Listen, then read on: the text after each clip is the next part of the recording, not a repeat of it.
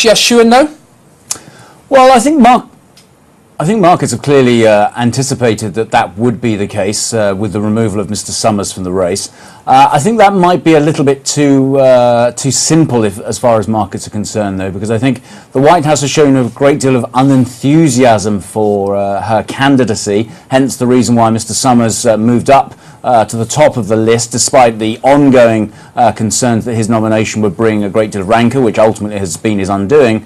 So I think we have to wait to see what the White House actually says here, because I think there are still ongoing compromise candidates out there, whether it be Donald Cohn, whether it be Roger Ferguson, whether it even be Stanley Fisher, although his age might preclude that.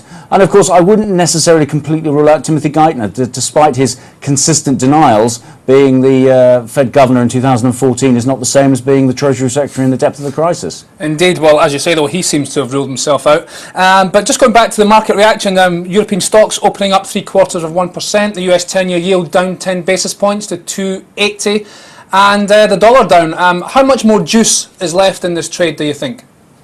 Well, clearly we've seen a pretty aggressive reaction. As you say, 10 basis points off 10-year yields is pretty significant. But of course, we're also in a week when we are dominated, or should have been dominated, by the Fed, but for a different reason. And of course, in terms of the tapering debate, in terms of that prospective Fed change on Wednesday. I think we've moved a considerable distance already on the basis of this story. Clearly, it was in thinner markets. Japan has been off for Respect the Aged Day as well, which has exacerbated the move.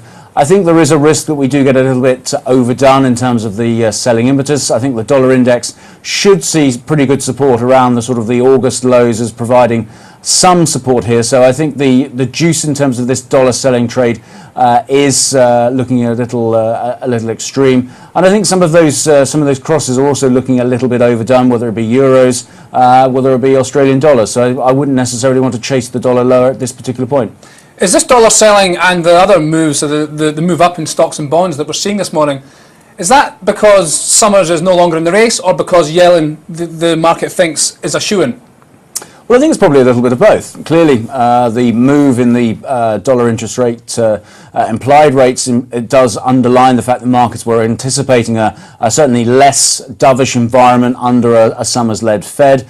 I think clearly markets are hoping that we will see more or maintained monetary liquidity, and of course Yellen would be perceived as being in that camp, although it's been stressed overnight that she isn't that dovish, but I think it would be seen as more of the same, and that's the reason why we're seeing the dollar lower, and obviously asset classes which are benefiting from extreme and elevated levels of liquidity doing well this morning.